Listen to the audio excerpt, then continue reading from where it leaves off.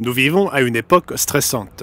Dans ce monde de chaos politique, de guerres, de pandémies et de troubles civils, nous avons besoin d'une source de stabilité, de calme et de paix qui dépasse toutes nos préoccupations. Et cette source, c'est Dieu. Il est possible d'avoir une relation profonde avec celui qui vous a créé, qui vous aime et qui a un but pour votre vie. Rejoignez-nous pour découvrir aujourd'hui les 5 clés pour connaître Dieu.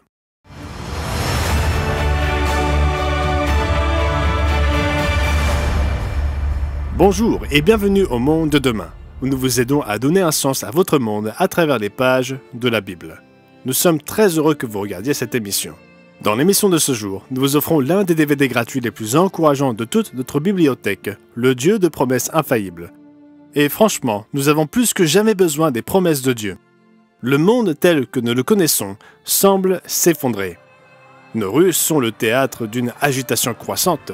Nos assemblées gouvernementales sont remplies soit d'incompétence et de blocage, soit de chaos et de conflits.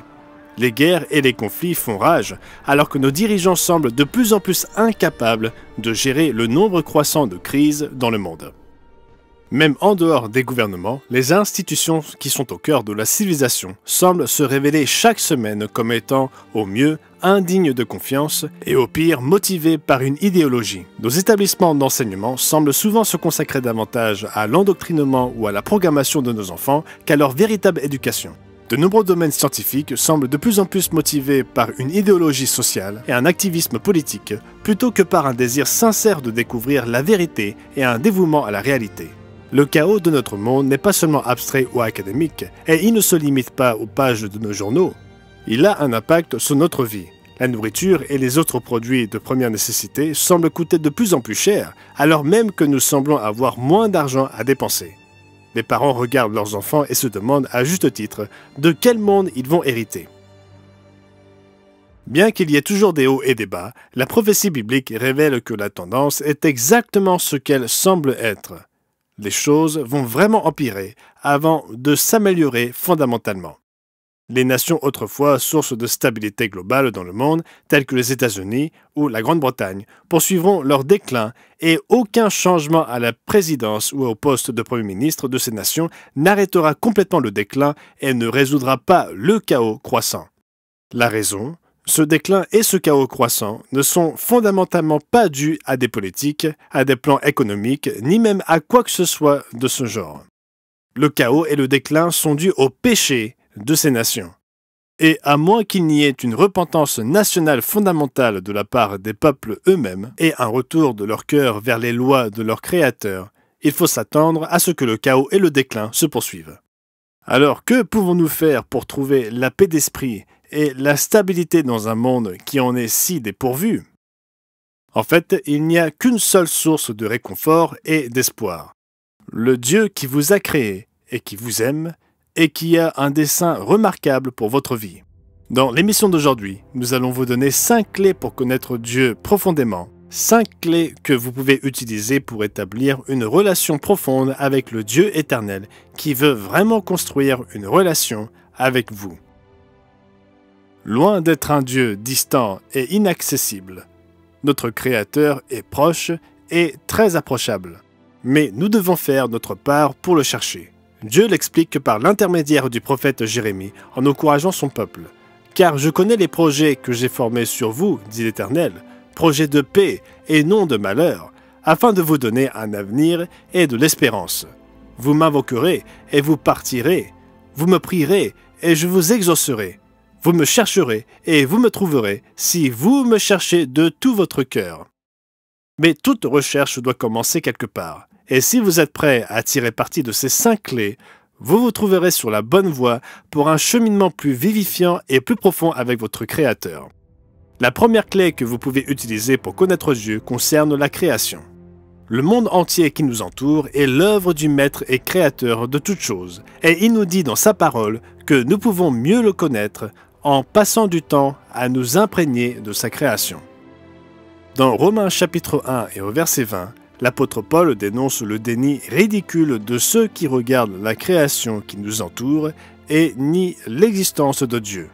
En effet, les perfections invisibles de Dieu, sa puissance éternelle et sa divinité se voient comme à l'œil nu depuis la création du monde quand on les considère dans ses ouvrages. Ils sont donc inexcusables. En effet, de nombreux attributs invisibles de Dieu peuvent être clairement discernés et compris à travers les choses créées, y compris sa puissance éternelle et sa divinité ou sa déité. Malheureusement, ici-bas, dans ce monde, la plupart d'entre nous sont de plus en plus séparés du monde naturel. Nous passons une grande partie de notre vie avec du béton sous nos pieds et des lampes au néon au-dessus de nos têtes.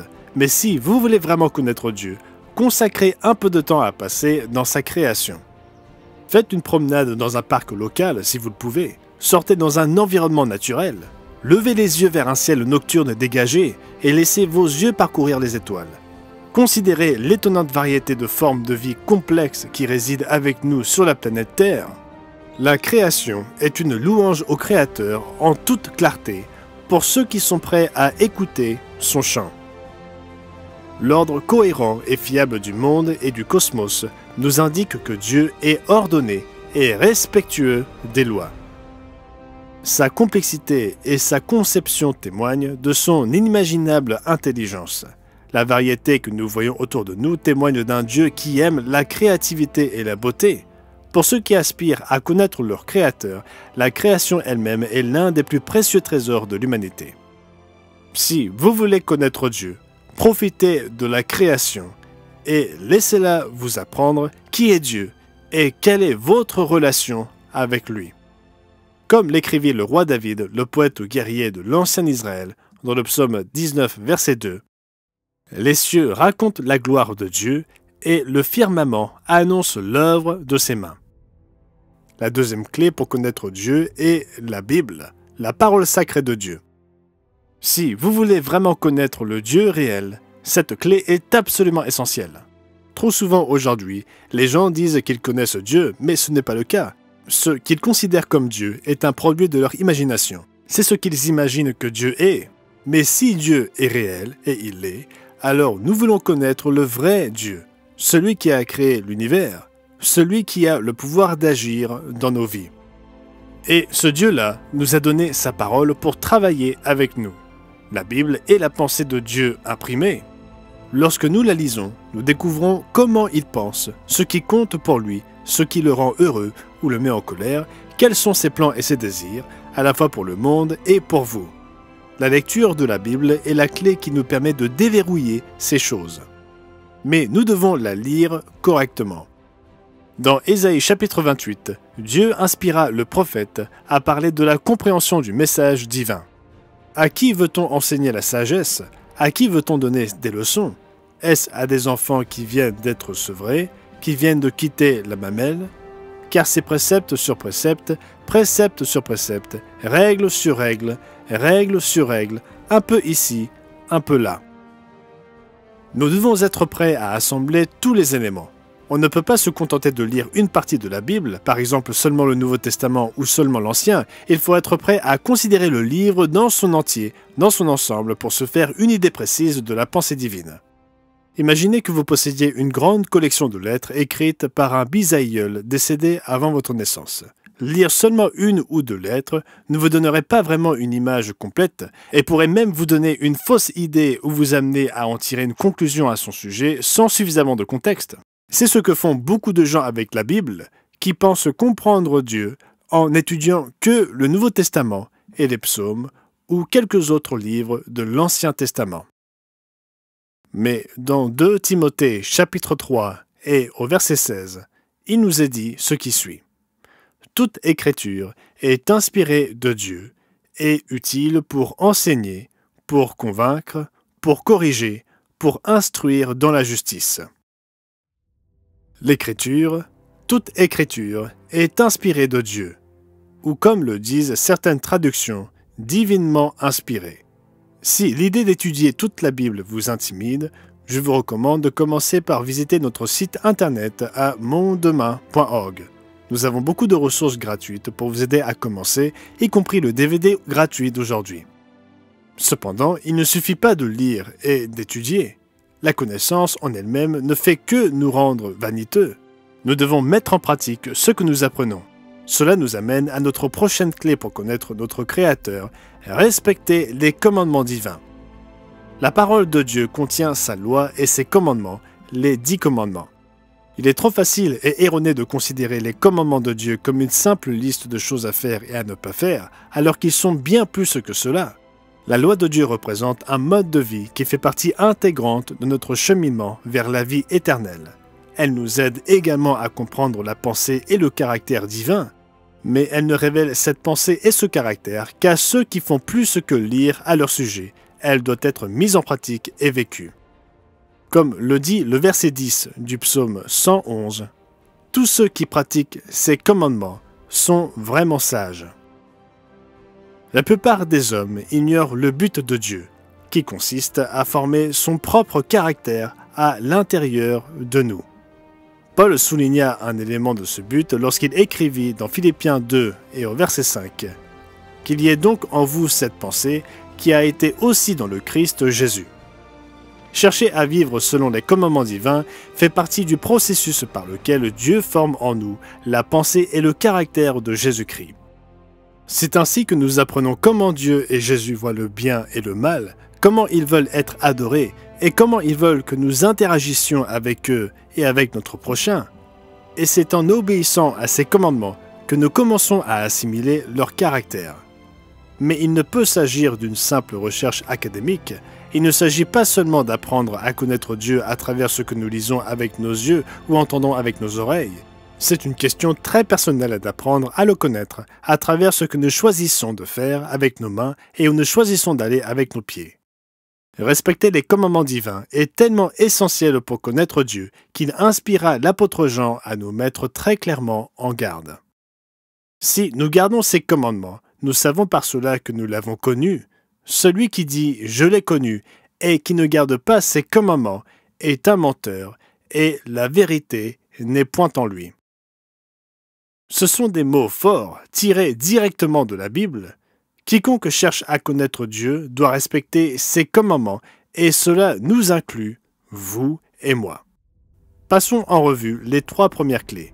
Tout d'abord, nous vous avons orienté vers la création, vous encourageant à vraiment ouvrir les yeux sur tout ce que vous pouvez apprendre sur le Dieu qui vous a créé, en prenant le temps de vous imprégner de la conception du monde naturel qui vous entoure. Ensuite, nous vous avons orienté vers la parole divine, la Bible. Les Saintes Écritures représentent la pensée même de Dieu en caractère d'imprimerie. Elles nous révèlent ses intentions, son plan et son dessein. Bien que notre monde oublie de plus en plus le miracle que représente ce livre, il reste une clé puissante et nécessaire pour comprendre le Dieu qui l'a inspiré. Troisièmement, nous vous avons souligné la nécessité de respecter les commandements divins. La Bible déclare avec force que ceux qui prétendent connaître Dieu, mais qui ne gardent pas ses commandements, sont des menteurs, qu'ils le sachent ou non. Nous apprenons le caractère et le cœur de Dieu, non seulement en connaissant ses commandements, mais aussi en les mettant en pratique nous-mêmes. Notre 4e clé aujourd'hui pour connaître Dieu personnellement et intimement peut sembler de plus en plus difficile dans un monde au rythme effréné qui exige de plus en plus de notre temps, de la seconde où nous nous réveillons jusqu'au moment où nous nous allongeons sur nos lits pour une courte nuit de sommeil avant de tout recommencer. Mais cette clé est une nécessité et nous ne pouvons pas connaître Dieu sans elle. La 4e clé est la pratique régulière de la prière. Ici, dans les studios du Monde de Demain, nous savons que cette émission est diffusée auprès de peuples et de nations du monde entier. Lorsque je parle de prière, beaucoup d'entre vous peuvent avoir des idées différentes sur ce que cela signifie. Pour certains, il peut s'agir de paroles mémorisées ou d'une formule que vous récitez, peut-être à l'aide d'un accessoire tel qu'un chapelet de prière. Il peut même s'agir d'une sorte de louange rituelle. Mais rien de tout cela n'est biblique, ni suffisant pour vous aider à connaître Dieu. Jésus est très clair à ce sujet dans le chapitre 6 de Matthieu. En priant, ne multipliez pas de vaines paroles, comme les païens qui s'imaginent qu'à force de paroles ils seront exaucés. Ne leur ressemblez pas, car votre Père sait de quoi vous avez besoin avant que vous le lui demandiez. Non, le type de prière dont parle la Bible est une conversation de tout cœur avec Dieu, en lui parlant de ce qui vous préoccupe et de ce qui vous tient à cœur. Pensez à la façon dont vous avez appris à connaître votre conjoint ou à la façon dont vous vous êtes rapproché de vos amis les plus proches et les plus chers. Ces relations ont pris du temps et ont nécessité des échanges, un partage de pensées, d'idées, de préoccupations, d'espoir et de rêve. Si vous voulez connaître Dieu, vous devez également passer ce genre de moment à lui parler. Peu de gens le font, du moins pour la durée dont nous parlons. En fait, l'un des reproches de Dieu au sujet de son peuple reflète un tel manque de prière fervente. La traduction du Sommeur de la Bible rend ces paroles dans Osée 7, verset 14, comme suit. « Il ne crie pas vers moi du fond du cœur. » Mais il y a tant à gagner en priant du fond du cœur, en nous humiliant, en nous agenouillant devant Dieu et en lui déversant notre cœur. Ce genre de prière sincère n'invite pas Dieu seulement à nous décharger de nos fardeaux, mais il ouvre aussi une voie par laquelle nous pouvons croître pour le trouver et le connaître. Comme il le dit à l'ancien Israël, « Vous me chercherez et vous me trouverez, si vous me cherchez de tout votre cœur. Je me laisserai trouver par vous, dit l'Éternel. » Dans une certaine mesure, cette clé de la prière va avec notre deuxième clé d'aujourd'hui, la Bible, et agissent ensemble à la manière d'un circuit électrique. Si vous vous souvenez de vos cours de sciences au lycée, vous vous rappelez peut-être que l'électricité a besoin d'un circuit fermé pour circuler. Pour qu'une ampoule s'allume, l'électricité doit passer par l'ampoule, ce qui n'est pas possible lorsque le circuit est ouvert. De la même manière, la prière fonctionne avec notre étude de la Bible. Au fur et à mesure que Dieu nous parle par l'étude de sa parole, nous pouvons à notre tour lui parler de ce que nous apprenons par la prière, de la manière dont sa parole se reflète dans notre vie, et nous pouvons lui faire part de nos questions, de nos espoirs et de nos inquiétudes. En retour, il ouvrira davantage notre esprit à la compréhension de la Bible. Beaucoup de ceux qui prétendent ne pas pouvoir trouver Dieu n'ont pas vraiment cherché à établir une relation avec lui de cette manière. Mais si vous recherchez ce genre de relation avec Dieu, alors vous devez appliquer la clé de la prière. La dernière clé rajoute de la puissance à toutes les autres, et sans elle, nous ne pouvons pas aller très loin dans la connaissance de Dieu. Cette dernière clé est le Fils de Dieu, Jésus-Christ lui-même. La Bible nous dit que bien avant que ce monde, où cet univers n'existe, l'être que nous appelons aujourd'hui Jésus-Christ existait déjà. Il existait depuis l'éternité avec celui que nous appelons aujourd'hui Dieu le Père. Au tout début de son évangile, l'apôtre Jean appelle le Christ avant son incarnation le Logos, ou la parole de Dieu. Jean décrit l'unité harmonieuse entre ces deux êtres divins, le Logos et Dieu, qu'ils partageaient avant même que le monde ne soit. Au commencement était la parole, et la parole était avec Dieu, et la parole était Dieu. Ce membre de la divinité, le Logos, s'est fait chair et sang, habitant et enseignant parmi nous il y a 2000 ans en tant que Fils de Dieu. Ce faisant, il voulait notamment nous révéler le Père, comme il le dit lui-même dans Matthieu chapitre 11 et au verset 27. « Toutes choses m'ont été données par mon Père, et personne ne connaît le Fils si ce n'est le Père. Personne non plus ne connaît le Père, si ce n'est le Fils, et celui à qui le Fils veut le révéler. » Si nous voulons vraiment connaître Dieu, les enseignements de Jésus-Christ sont une clé indispensable. En effet, dans Jean 14 et au verset 9, il dit à ses disciples « Celui qui m'a vu a vu le Père. » Et il ne dit pas qu'il est le Père. Le Christ dit plutôt que tout ce que nous avons besoin de savoir sur Dieu le Père est révélé par son intermédiaire. Jésus-Christ est la révélation parfaite de Dieu à l'humanité. Par son amour, sa miséricorde et sa compassion pour les autres, par sa sagesse, son intelligence et ses enseignements remarquables, par son caractère, son exemple et son obéissance aux lois et aux voies divines, Jésus-Christ est la révélation que nous avons besoin de l'amour, de la sagesse et de la bonté de Dieu lui-même. Ressuscité du sépulcre, glorifié et régnant sur son Église depuis les cieux jusqu'à son retour prochain, Jésus est vivant aujourd'hui, en ce moment même, capable d'accorder le pouvoir de vaincre à tous ceux qui veulent se soumettre sincèrement à lui et apprendre à connaître leur Créateur. Si vous désirez vraiment avoir une relation avec Dieu, alors Jésus-Christ est le seul moyen d'y parvenir complètement. En fait, votre connaissance de Dieu et votre relation avec lui ne seront pas à la hauteur si vous ne cherchez pas le Fils de Dieu dans votre vie. Comme le dit Jésus dans Jean chapitre 14 et au verset 6, « Je suis le chemin, la vérité et la vie. Nul ne vient au Père que par moi. » Ces 5 clés, la création, la Bible, le respect des commandements divins, la prière et Jésus-Christ, peuvent vous aider à vous engager sur la voie d'une relation avec Dieu qui vous permettra non seulement de traverser les temps difficiles d'aujourd'hui, mais aussi d'atteindre le royaume de Dieu pour l'éternité. Nous tous ici au Monde Demain travaillons d'arrache-pied pour vous aider à comprendre votre monde à travers les pages de la Bible.